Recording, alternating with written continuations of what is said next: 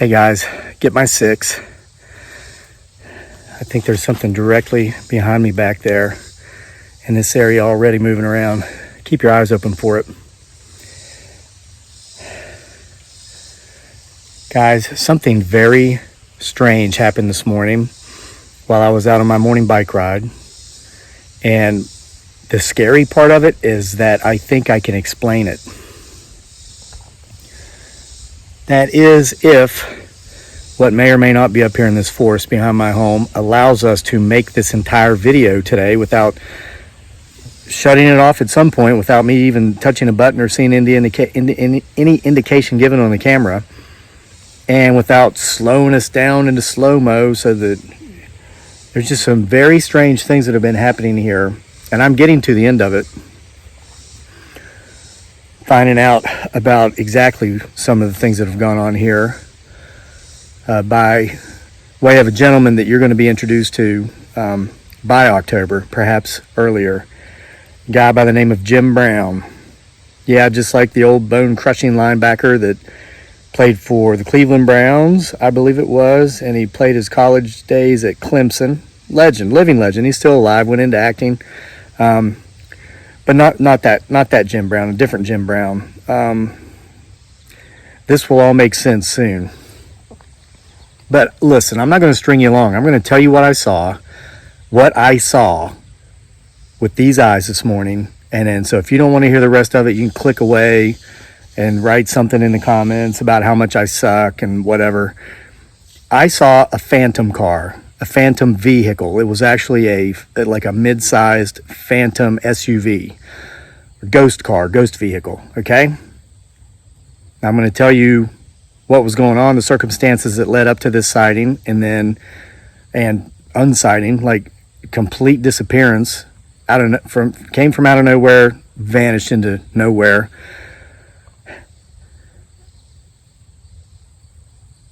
It just got really quiet.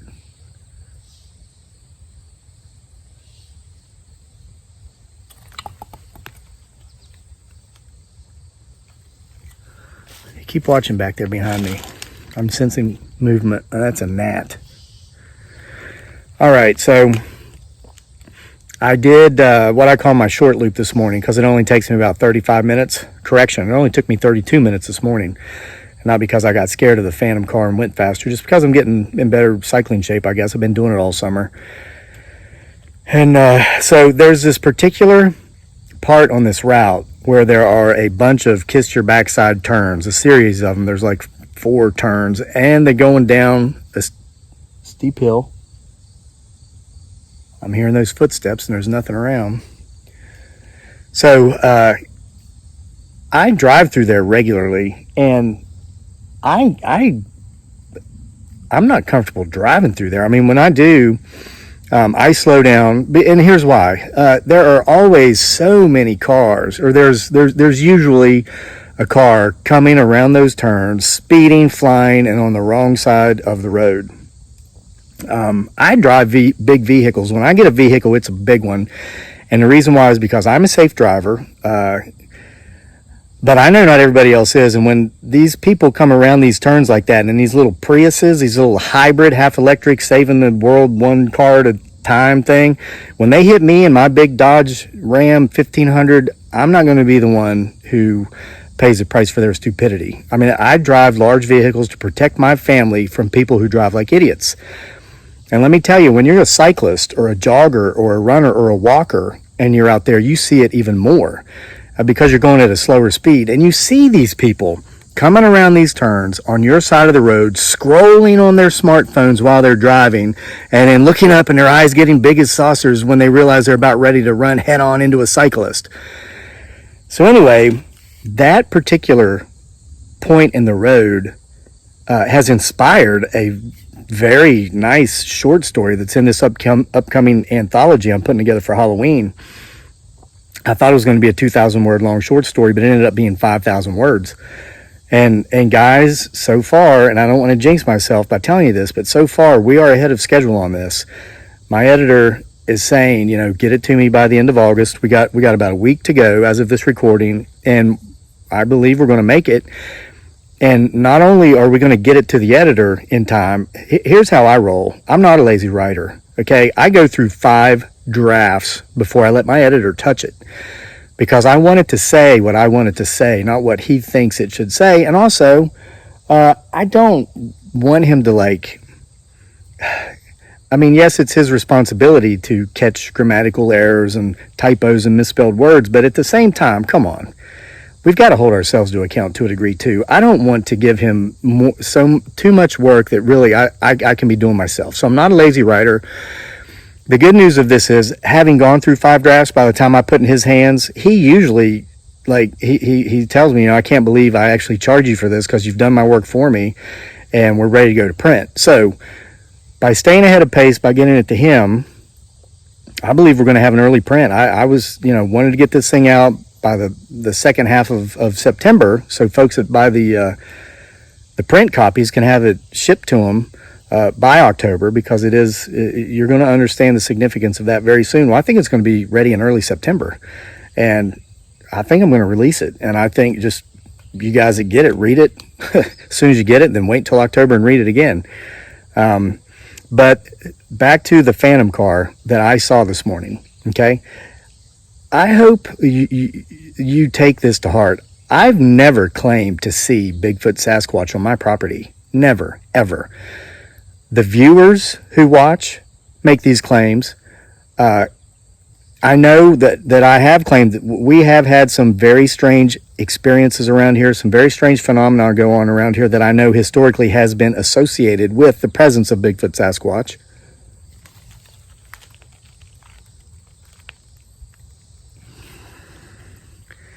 And shapeshifters and the like, paranormal activity. And I'm telling you, when you meet my buddy Jim Brown, you're going to realize poltergeist activity, angry spirits. So some of that, the video just stopping recording, going into slow-mo right around here, there's a reason for it, and you're going to know that reason very soon.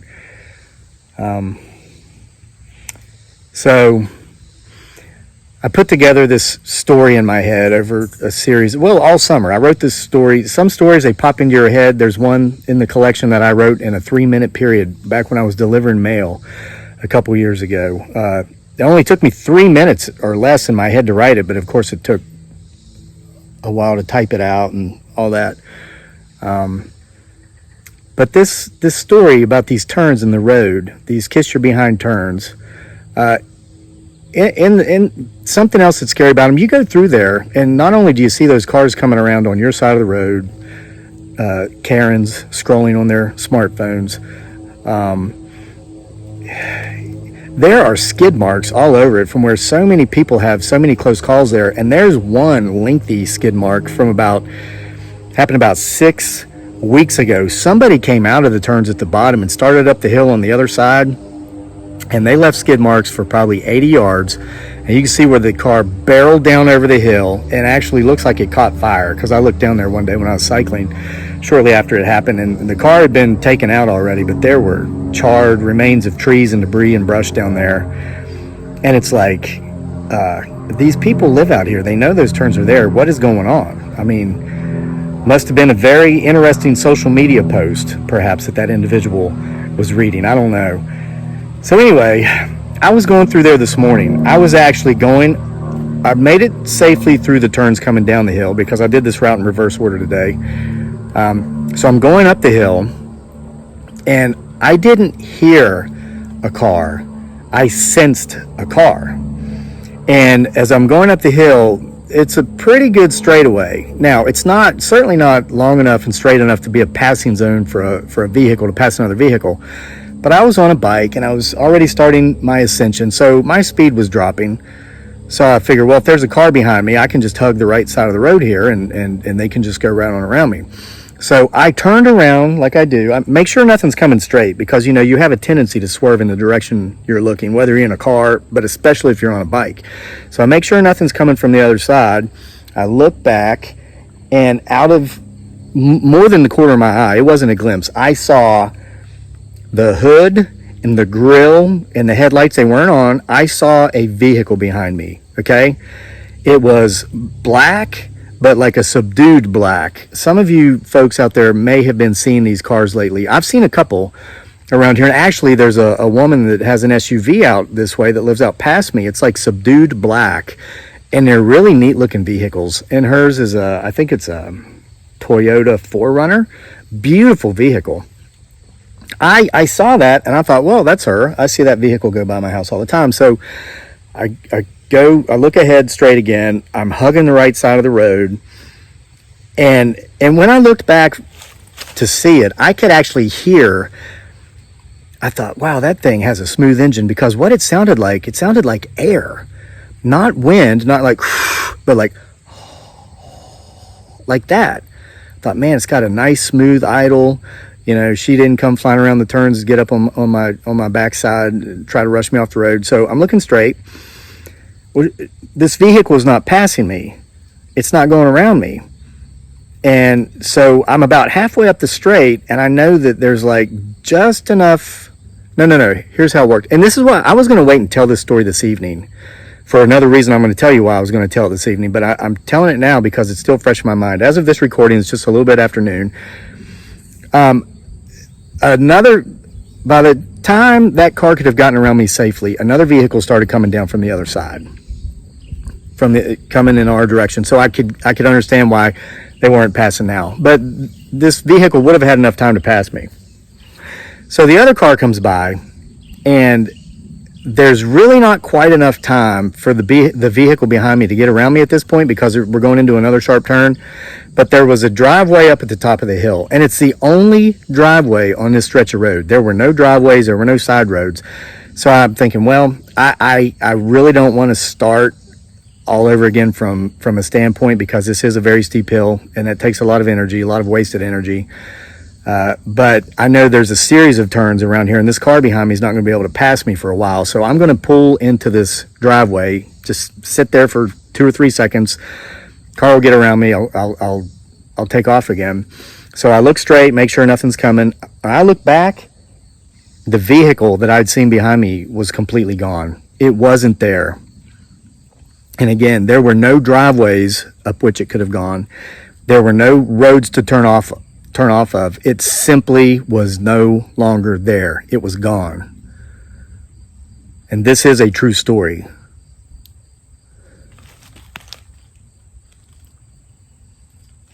It's like I keep seeing movement back there, right in the center. Okay, so how do we explain this? I said what's scary is I think I can explain it.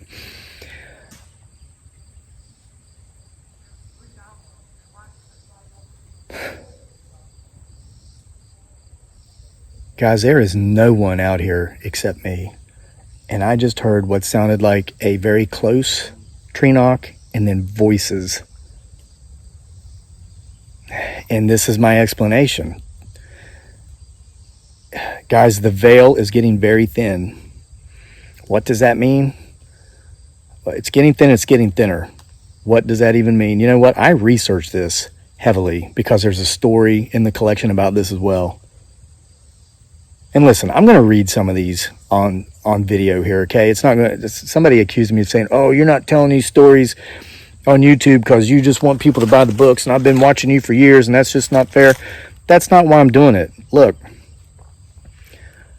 if somebody actually spends their hard-earned money on my books, even though the ebooks are only $3 and the prints are like $7, I think, for the Bigfoot Sasquatch file stuff, this one's going to be about twice that in both versions, because it's almost 100,000 words long. It's the longest thing I've ever written. It's an epic saga. Before this, it's an epic saga told in 31 parts. But before this, my longest work was Isle of Capri. That's 87,000 words. And those Bigfoot Sasquatch file volumes collections are 20,000 words. They're fairly priced. This thing, it's going to be more than that because it's almost 5 times as long. But what I will tell you is it will be marked well under market because I just want people to read it. Okay, now at the same time, if somebody really honors me enough and blesses me enough to spend money that they worked hard to earn, I just feel that they deserve to get something out of it, not just reading a story they've already seen told on YouTube.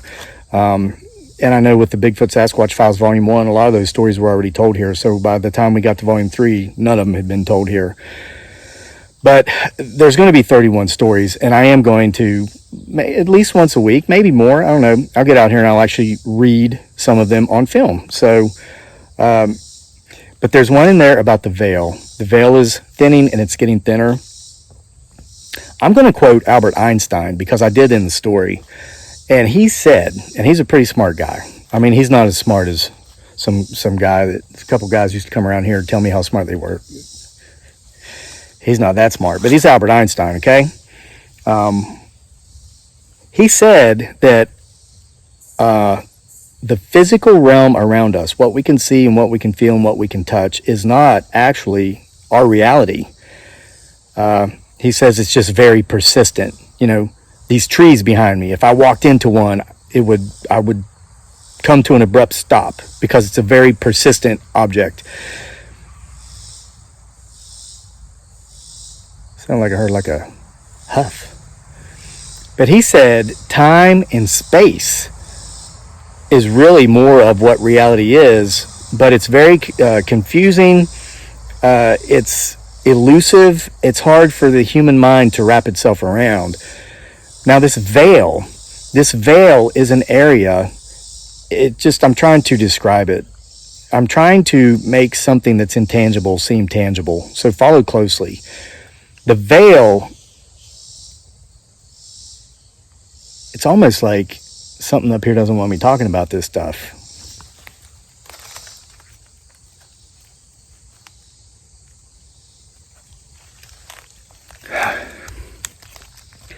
So the veil, and there's more than one, it's places where somebody described it in the comment section here about a week or so ago in one of my videos, where it's like the dimensions overlap each other. That's a good way to put it. It's where time and space do overlap, kind of come in and out like a frequency. And I've researched this, guys, because, you know, my stories, many of them are fiction, but they're all based on fact. Something weird will happen and I'll just make an entire story out of it. And if I'm going to talk about the veil, or if I'm going to talk about poltergeists, angry spirits, I will do research so that it sounds believable. And something that's kind of creepy every time I do such research is I basically confirm what I already thought to be because of the experiences I've had that caused me to do the research anyway. So here's where the veil is thinnest. There's several locations where the veil is thinnest, and it didn't surprise me when I found this out, but it was shocking because so many of these videos, I'm only a little ways into the woods right now. I'm not too far away from my field. I was going to make this video in the field because it's not too hot today unless you're in the direct sunlight. So I came back into the woods just a little bit to get some shade. But places where terrain changes drastically, like field becomes forest, right along those tree lines is where the veil is thin. And how many times have we seen potentially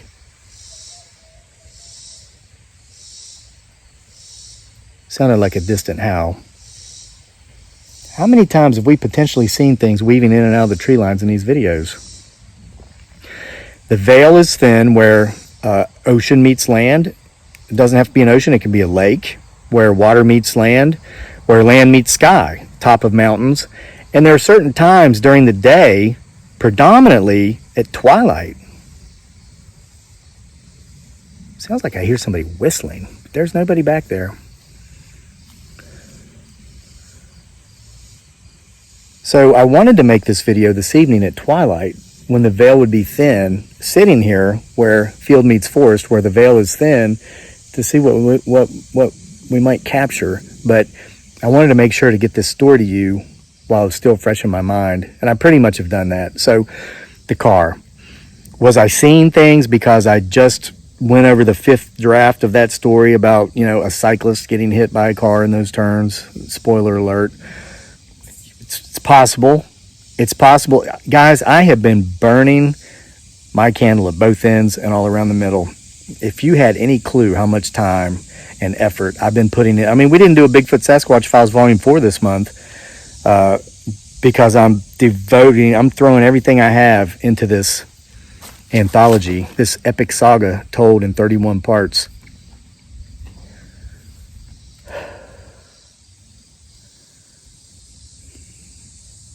So, I mean, maybe that's it.